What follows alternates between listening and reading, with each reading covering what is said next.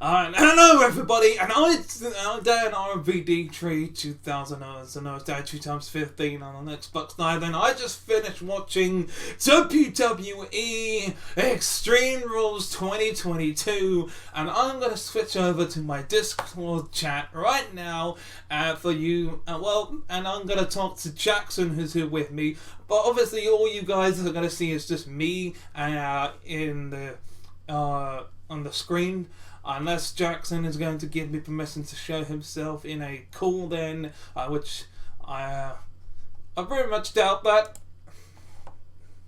But yes, I'm going to review with Jaxson here, as you know, and we're going to review WWE Extreme Rules 2022. He watched it before I did, but I just finished watching it and it was 10 out of 10. 2 thumbs up, 5-star classic. No match was not worth matching. Maybe 1 or 2 matches. Let's get on with the first match that was on the card. It was the good old-fashioned Donnybrook match, the Brawling Brutes versus Imperium. Jaxson, what was your thoughts on that matchup? The Brawling Brutes, the Celtic Warrior, Sheamus, Ridge Holland, Butch versus the Ringilala Gonta, Fabian Eichner, and Marcel Bartel. That match was fire. They were brawling as soon as the bell rung. They were using shillelagh after shillelagh, bro kick after bro kick, powerbomb after powerbomb, putting people through barricades, hitting tag team finishers, putting people through tables, and this was just the first match on the card, and I'm like, if this is crazy, my mind is going to explode when we get later on into the pay-per-view. As soon as Sheamus hit that Celtic Cross to Gunther through the table, I was like, it's got to be over. It's got to be over. There's no way. Yeah, man, that bro kick to the face, and just, one bit I liked was when they were going crazy with the shillelaghs on both freaking the 2 others, freaking Ludwig Kaiser and Danrvdtree2000, just waiting at Butch and Ridge, just waiting at them, and 1, 2, 3, the winners, the Brawling Brutes. That was crazy, and I can tell you, I loved every single bit of it. There was nothing that could take me away from that. And then we had the SmackDown Women's Championship Extreme Rules match where Liv Morgan took on Ronda Rousey. Boy, I was bored stupid in that matchup. I don't know about you. I mean, I thought the match was okay. It was basically just Liv being squashed by Ronda Rousey for like 50% of the match, and then she got breathers in, and then she got a few hits on Ronda. But the thing I hated the most is that when she was in the submission, she was literally smiling as she was losing the title. Yeah, I feel like that's going to be introduced as a new gimmick, perhaps. I feel like maybe she was literally smiling with her teeth out, showing that she's not passed out. She's happy about losing the title. I'm confused. I was too. I mean, I didn't. The fact that I was right. I was fucking right the entire time. I seen it coming from a mile away. I've complained about it to you, Jack, and the others. All of that. Ronda Rousey. I don't want to hear this again. Ronda Rousey got booed out of the building when she came into it, and look, there was no reaction when she won the title back. So that I literally don't want to hear this again. Let's just go to the next match. Okay, I'll go to the next match, as we had a fire of a match between Drew McIntyre and Karrion Kross. Oh, I love this. I was hoping that Drew McIntyre would take every single inch of his body, put it in his strength, and beat the living fuck out of Karrion Kross. But no, due to him being a pussy, not putting on the strap, and beating up Drew before the bell could ring, and the distraction by Scarlett allowed him to hit the cross lock and have Drew pass out. Yeah. That's all I have to say. I admit it could have been a little bit better, but I would admit that I'm glad that Karrion Kross won, because there was nothing for Drew McIntyre in this, to be honest with you. And Yeah. there was nothing that could have. Drew McIntyre is a former WWE champion, let's face it. Former two-time WWE champion. So therefore, he doesn't need the momentum right now. I think Karrion Kross is going to go on to face Roman Reigns. Karrion Kross is also a former two-time world champion. I mean, let's not forget, before he was released, he was a two-time NXT champion. Yes, indeed he was. And do you know who else was on NXT and who was also a champion on NXT? Bayley and Bianca Belair.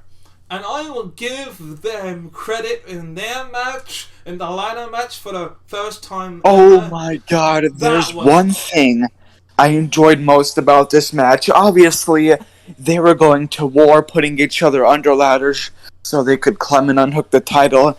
Damage Control got into the match, tried to knock down Bayley, but she's the BEST, the strongest, the roughest, the toughest.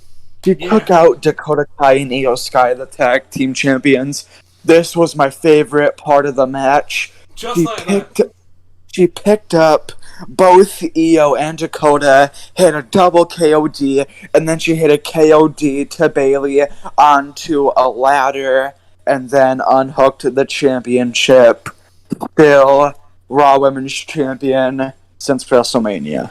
Yeah, I would admit she has had an amazing story, but Bayley basically told the truth to her on, I think it was on SmackDown or Raw, one of the two, when she had the contract signing. Like, Bayley was the same thing. She was Raw Women's Champion. She had the fans behind her and everything. But look what happened. Those cheers slowly turned into boos. Now, to me, it's the whole Bianca Belair being champion, being this your fan favourite champion. To me, under my own opinion, is starting to get a little bit stale. And I'm glad she won. I admittedly, I would have preferred Bayley to win because it would have made more sense.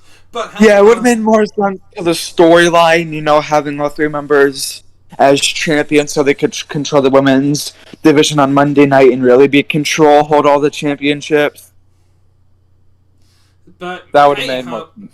But hey ho, what we got was what we got, and it was good. I generally thought there would have been a spot, because there was a ladder that was set up in the corner. Fuck me, that elbow looked painful. From the top rope, I swear she missed it and hit her elbow on the ladder. That fucking elbow drop, that looked painful as hell. Yeah. Like the double KOD on Io and Dakota from Bianca from the turnbuckle, that was crazy. Yeah, I will admit, both of those women had grit, and there was no quit in any of them. But next was the I Quit match between Finn Balor and the Rated R Superstar, the Hall of Famer Edge. And oh my god, that was... I can't fault them. That was a hell of a fight. It was a beat down to the end, very, very end. Everything you thought that could happen, from the Judgment Day getting involved, freaking Beth Phoenix getting involved. There was a moment. As soon as the match started, they were brawling, beating each other up. They were outside of the ring, hitting spears, hitting coup de grace, fighting all over the crowd, fighting up the stairs, hitting moves on the concrete. And then Dominic Mysterio, Rhea Ripley, and Damian Priest get in the men, start hitting the choke bombs, the 619s, and then in comes Rey Mysterio, and then he hits Damian Priest with what was it called? I don't know. He hit Damian Priest with whatever, and then Dominic started attacking Rey. Oh yes, that was the most beautiful thing I've ever seen. Michael Cole, kudos to Michael Cole, calling it like it is. He's getting in without Vince McMahon in his ear every single day. Oh man, he is a freaking great commentator now. He said, "You can't do that to your father." Oh my god, it was brilliant. I loved it. Yeah. And it's been announced that Michael Cole and Corey Graves will be commentators on every pay-per-view Indeed, they from will. now going. Yeah, especially. Oh, do you know what made my day was when I saw SmackDown. Wade Barrett was on SmackDown as a commentator. He was really good, and I had Booker T is on NXT. Kevin Patrick is on Raw, I think. Yeah, alongside. Who else? I know it's not Byron Saxton. Peter Rosenberg? I think it's someone else. So it's not Byron Saxton. I know it's Corey Graves, but it's someone else. I can't remember. It's Corey Graves on Monday Night Raw. I think it might be Corey Graves, Peter Rosenberg, and Kevin Patrick. Yeah, but if there's one rivalry, I know that's going to go down on Monday Night Raw. And speaking of Monday Night Raw, it was Monday Night Raw that took the main event. Monday Night Rollins, the Seth freaking Rollins, took the main event with the fight pit match against Matt Riddle. Oh my god, that was the original bro with Daniel Cormier and Seth Rollins in the fight pit. Daniel Cormier, the special guest referee dude. That match was fire. They were brawling, dude. They were brawling, hitting each other. I was looking up when they were on the top of that fight pit. Oh my god, I thought they were going to freaking Mankind this shit. Oh my god, I genuinely that was fire. It was like that RKO out of nowhere, and that plus the pedigree on top of the fight pit, and the RKO on top of the fight pit. That was fire. Honestly, man. Honestly. They were hitting power bombs into the walls. Seth Rollins fell off of the fight pit. Yes. Safely, and then they were brawling, and then the original bro locked in the submission to get the win. That was perfect, because you can only win by submission or knockout. And then they lifted up the fight pit with their lifeless bodies, walked out of the cell, and then the lights go out. Hang on, this is the whole world. Yeah, this is not my time shot. Because let me just say, I can go on. It was literally fire. And speaking of fire, fireflies were everywhere when those lights went out. Man, I was out of my seat. Then I had the entire room to myself. And you're right. I got the whole world in his hands. In his hands. Oh, let him in. Characters started appearing in the crowd. We saw footage of the damaged Firefly Funhouse. Yes. We saw a door on the ramp.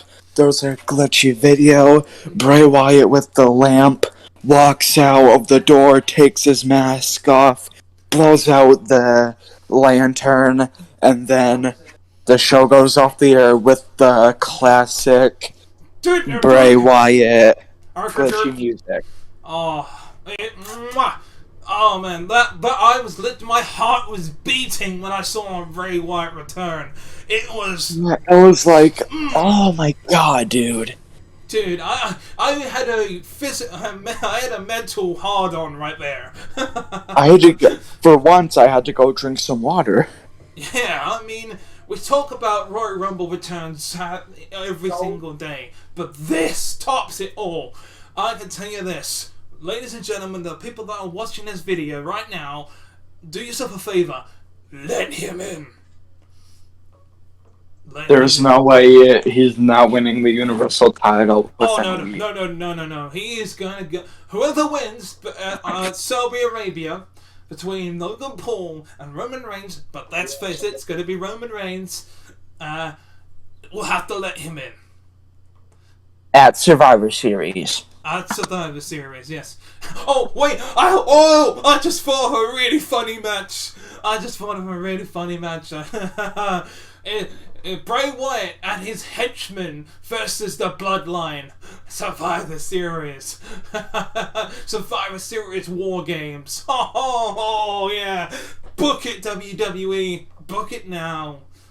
Oh my god, that was the best Extreme Rules I've seen in a long time ever. And that's definitely beating last year's Extreme Rules when it was only one Extreme Rules matchup. Yeah, for sure.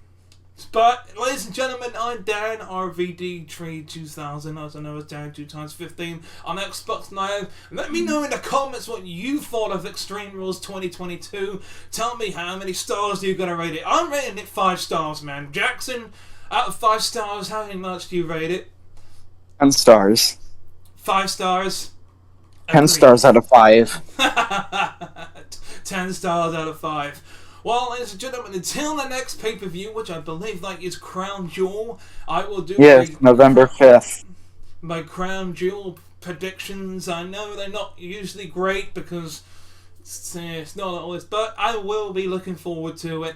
I'm ironically the home of Mansoir. Mansoir. I'm excited for Friday night when we see Mansoir face the returning LA Knight. Oh, I can't wait for that. But can't wait to watch Ronda at Raw, SmackDown, and even the Crown Jewel. And until next time, for those with the reaction and the review and the predictions for Crown Jewel, I'm Danrvdtree2000, also known as Dan 2x15 on Xbox Live, saying it's a goodbye from me. And a goodbye from me. Also, feel free to subscribe by clicking on the Master Chief icon on the top.